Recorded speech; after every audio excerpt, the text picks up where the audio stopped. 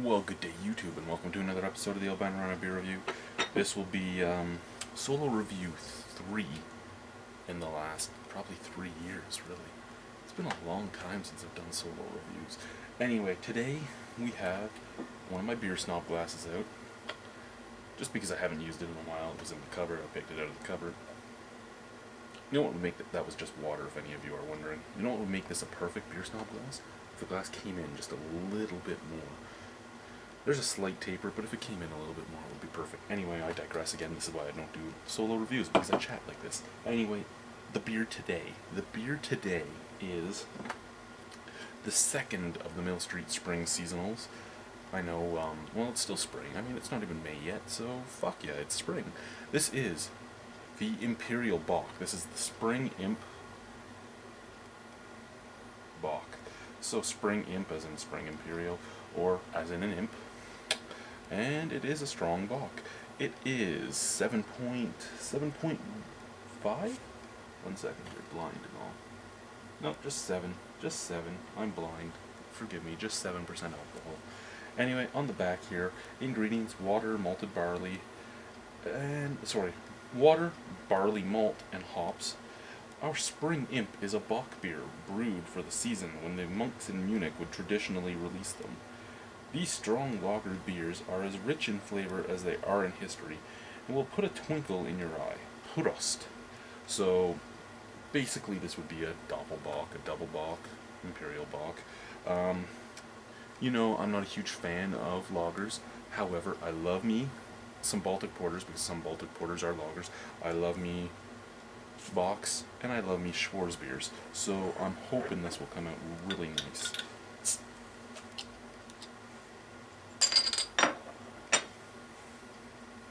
So, I'm going to pour it. I feel like a dweeb holding this glass up like this, pouring for you guys. I really do. Oh, that's a really nice color. That really is. Look at that. Look at that. Oh, let's hold it over here. I don't know how the lighting works very well for you guys. Sorry, it's late at night. I didn't want to mess around too much. That is beautiful. Slightly off-white head. And the head's fairly bubbly. I mean, nice thick bubbles in there. They're popping. It is fading, but not fading away as quickly as a lot of beers. Crystal clear. Not much carbonation moving in there at all. Really, I don't see much. There's a couple bubbles here and there, but not much at all. Nice amber color. Beautiful orangish amber. Almost to a... almost to a brass, not real brass, but the brass you get on that crappy furniture. You know when you buy your crappy, cheap furniture and it has like the brass-colored plastic rings to make it look like brass accents? That's the color it kind of has going for it. Anyway, let's look her over, eh? Ooh, that's very strong on the malt department. Ooh, I really do like that.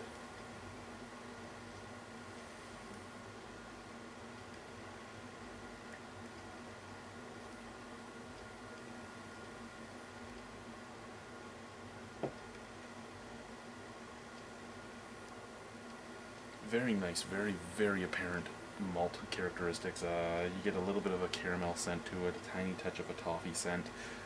Just very sweet, very cereal grainy. Smells like a touch of hops. I mean, a Bock is not an overly hopped beer, and it doesn't smell that way. It smells excessively sweet though, but it's 7% alcohol, so it would have more sweetness added to it to make more alcohol. I don't know, I'm really intrigued right now. The smell's 50-50 to me. I really like that caramel smell, I really like that malted barley smell.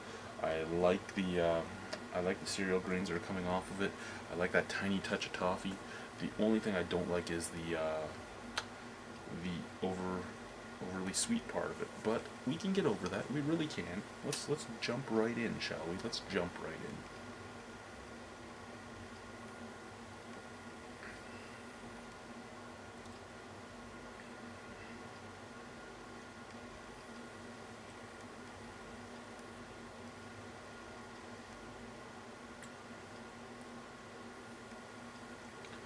caramel.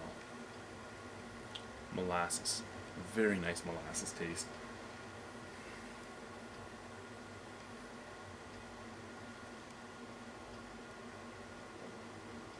Something that kind of reminds me of cherry. Not real cherry, maraschino cherries, the cherries in heavy syrup that you get at the bars on top of some of your drinks. It kind of has that sweet cherry taste to it.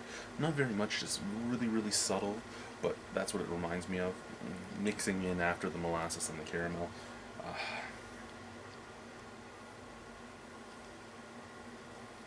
You do get that flat cereal grain taste as well.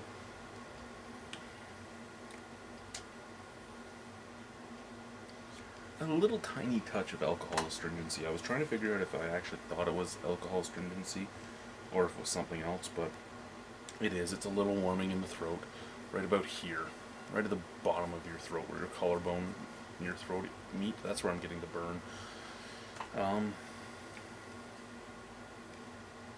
No hop bitterness at all. The bitterness you are getting is from the alcohol astringency. It's not real bitterness. It's kind of just a burn.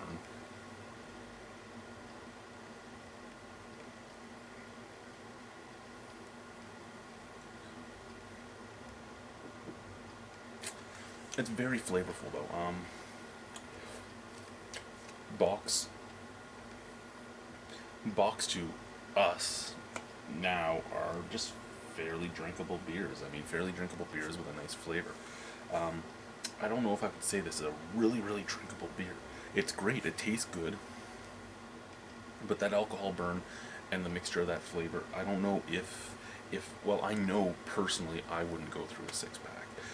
You might. That's okay if you do. That's perfectly fine. Yay for you. But for me, it's not as drinkable as a Bock normally would be. I could enjoy a pint. I could enjoy maybe 2 pints, but after that I'd have to switch to something else. Not saying you should drink more than 2 pints, drink responsibly. But if it was me, I would probably switch out to something else after 2 pints. It's a very nice beer though.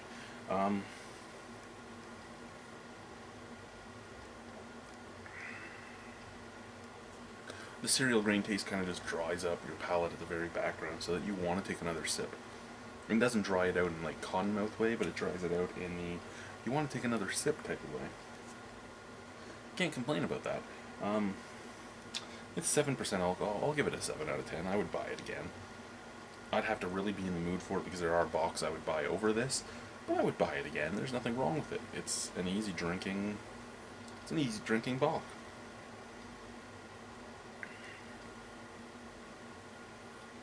Thank you, YouTube.